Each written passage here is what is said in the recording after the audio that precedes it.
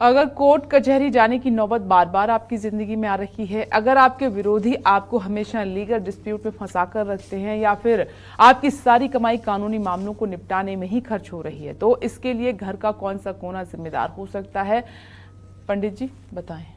घर का दक्षिण पश्चिम कोना अगर बढ़ा हुआ है तो विरोधी बढ़ेंगे बढ़ेंगे बढ़ेंगे। कई बार दुश्मनों के कारण कोर्ट कचहरी की नौबत भी आ जाती है। कर्ज के कारण भी दुश्मन बढ़ जाते हैं।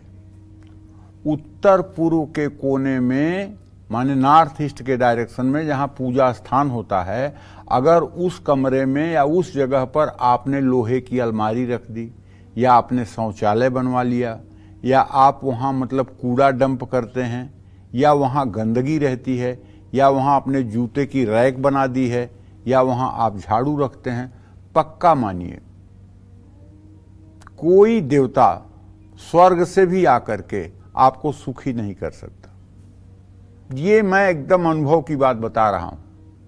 ये मेरा 50 साल का अनुभव है कि अगर ईशान कोण गंदा है,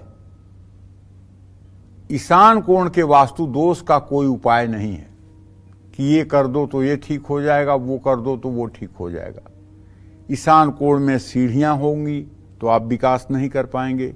ईशान कोण में शौचालय होगा तो आप जिंदगी भर दुखी रहेंगे। ईशान कोण में वजनी सामान होगा, 2 छत्ती बनी होगी तब भी परेशान रहेंगे। पूजा घर में अगर आपने स्टोर रूम बना दिया है तो भी आप दुखी रहेंगे। वहां एकदम हल्का रखना चाहिए वायुमंडल। उस कमरे में इतना अच्छा रखना चाहिए कि या तो उस कमरे में घर के बड़े बुजुर्ग रहते हों जिनकी उम्र लगभग 70 साल से ज़्यादा हो, या छोटे बच्चे जिनकी उम्र 15 साल से कम हो, उन्हें वहाँ स्टडी करनी चाहिए, पढ़ाई करनी चाहिए और उस घर में पूजा पाठ करना चाहिए।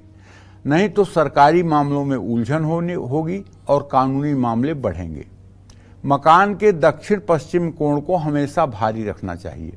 अब यहाँ भारी का मतलब ये है कि जैसे दक्षिण पश्चिम का जो कोना है, घर के मास्टर बेडरूम की बात कर रहा हूँ, उसमें आप अलमारी रख दीजिए, भारी हो जाएगा।